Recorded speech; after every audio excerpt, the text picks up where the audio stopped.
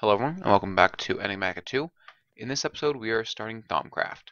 So, to start off with Thaumcraft, you have to get these V crystals. They spawn in the world. I'm sure we're going to have to mine more since I only have 3 types, the Ordo, the Terra, and the Air. But let's go into Gates. Completing this quest opens the Thaumcraft chapter. Some types of V crystal can be found underground. And there we go. Let's go ahead and go into Thaumcraft. Welcome to Thaumcraft, a Tier 1 magic mod. Thaumcraft is one of the oldest magic mods around and features a lot of interesting content such as golems and spell system. You have to progress in the Thaumaturge to be able to progress in Thaumcraft. Although these quests provide some guidance, you will need to follow the Thaumaturge. To obtain the Thaumaturge, you will need to pick up any V crystal, then sleep, and lastly click on a bookshelf with Salus Mundus. This chapter leads to astral sorcery and blood magic. So, let's read this strange dreams from sleeping after getting the V crystals. I had the strangest dream last night. In the dream, I took 3 of those strange crystals I've been finding and ground them with a handful of redstone in a bowl using a piece of flint. The crystals had to be of different types, but if I did it properly, then the result was a strange glowing dust. In the dream, I took the dust and sprinkled it on a bookcase, but the dream ended before I saw what happened. I wonder, should I do what the dream showed? I had the impression the dust was going to reveal something wondrous, but dangerous. I was just smelting up some quicksilver between episodes because I know that that's from Thaumcraft, and I don't know if I'll need it yet, but thought I might as well get that. So, making Salus Mundus. One more down. So it said we needed a redstone, a flint, and a bowl.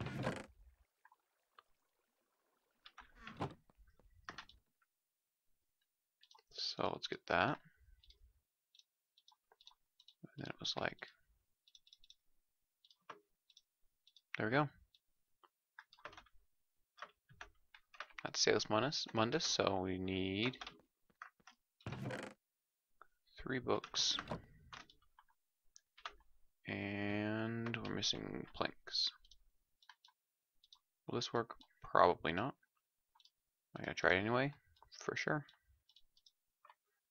Nope, didn't work. I wonder if this will work.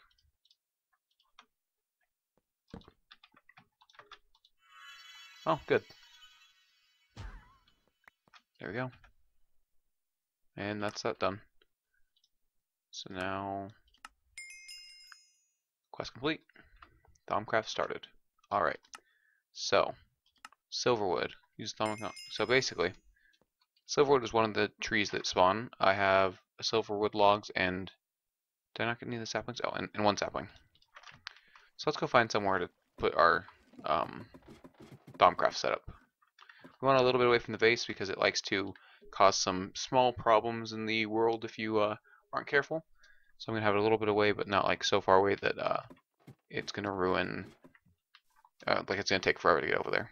So there's already this pretty big silverwood tree, right, my base stick right over there. So I'm going to go ahead and plant this one maybe right there. And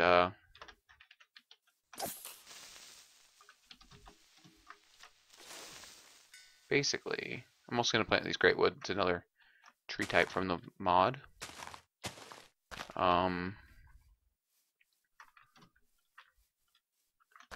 Yeah, so got the silverwood.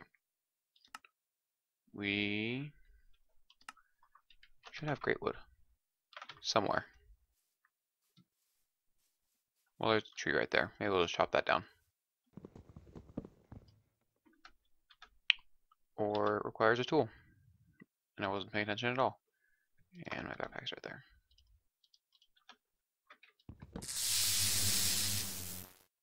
That was obnoxious. Oh good, and it didn't even get them all down. That's my favorite. Okay, so we're going to put that in there. Going to throw our bowls and our flint out because we should have thrown that out. Get rid of those. I'm going to pick all of this up again because it's right where the drops are. I will deal with that in between episodes. Now that we're back over here, let's see.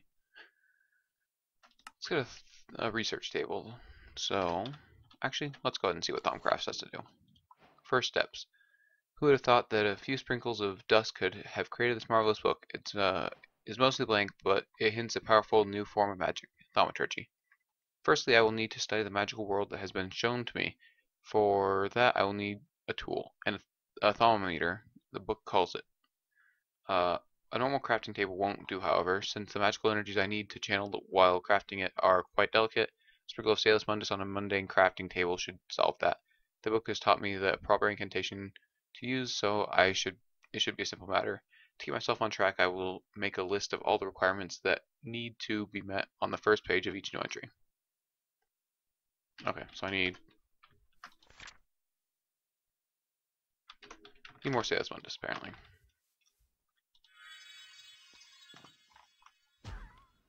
Well, that was an accident. I meant to not do that, but apparently it works with Tinker's benches. No, I need an axe. Which means I need to repair this tool.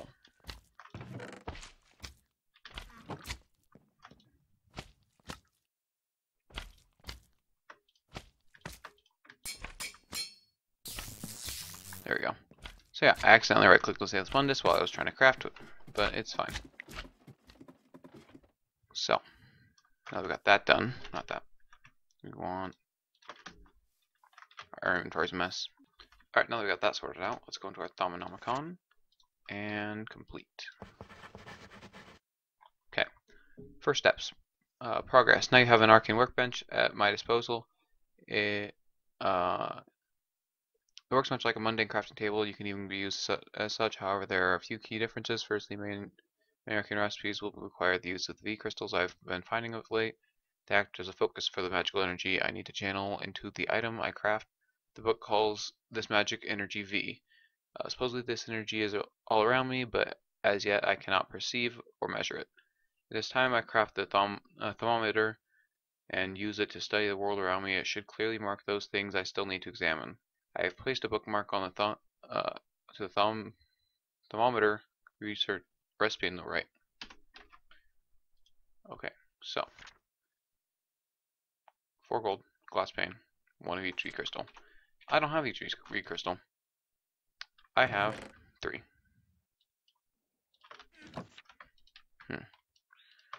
So I guess it's mining time.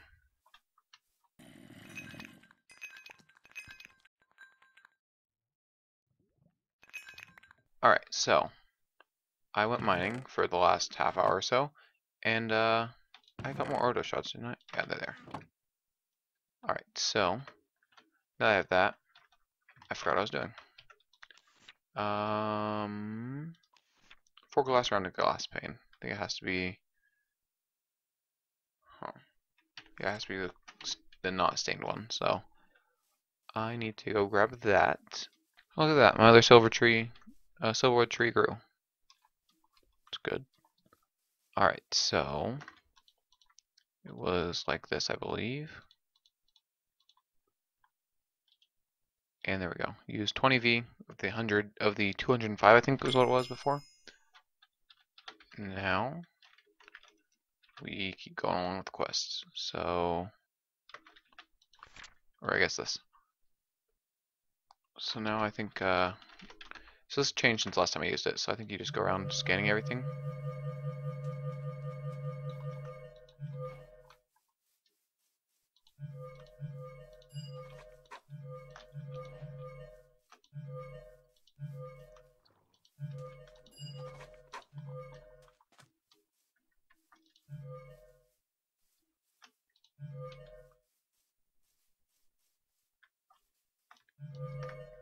And this doesn't have what I want in it, so I'm going to go ahead and break those. Oh wow, I got a lot of silverwood saplings for that. Like, usually it's rare to get 1, I think, so the fact that I got so many is pretty nice. I'm also going to break down this one. I shouldn't need to break down anymore because, yeah, see, I got 1 from that tree. But yeah, I shouldn't need to break any more down because I have like plenty of silverwood now. And the sapling. So let's see, what else can I scan? Snow.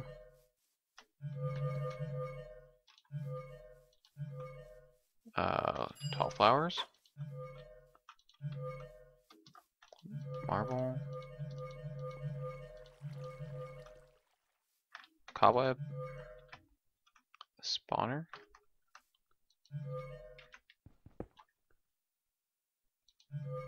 Also, I don't know what this thing is. What kind of spawner is that actually? Spider spawner. Okay. Well, maybe we'll make some kind of farm with that later on. Hmm.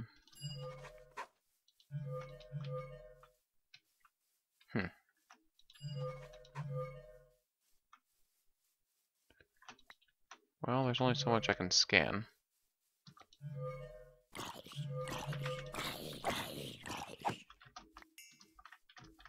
Can I, like, scan items on the ground, like string?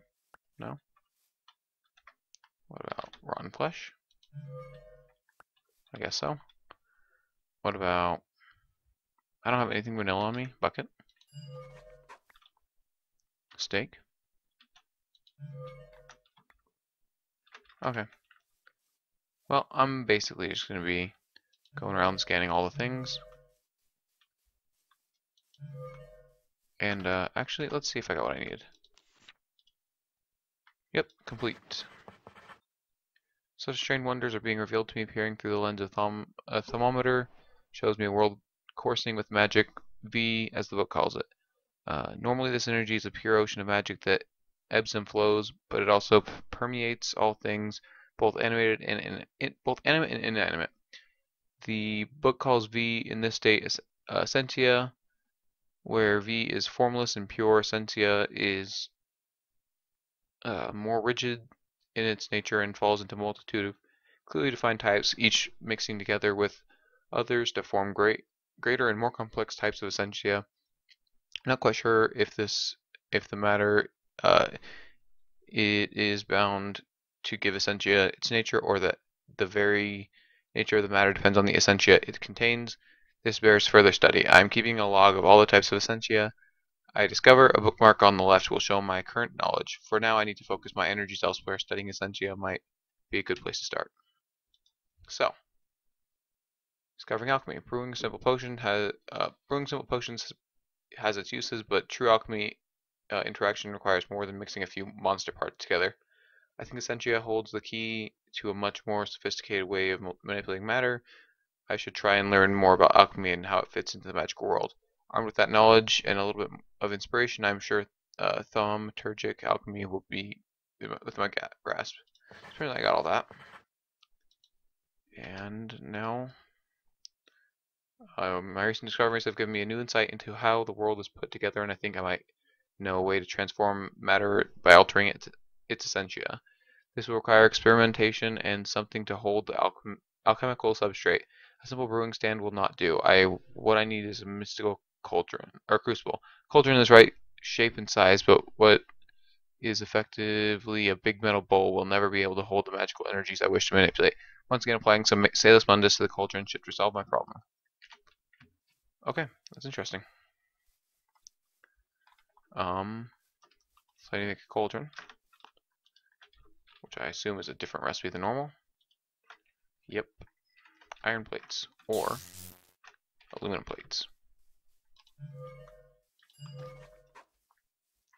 Well, I'm gonna go make that, and guess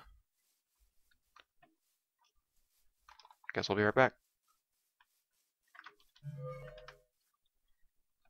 Alright, and there we have our cauldron.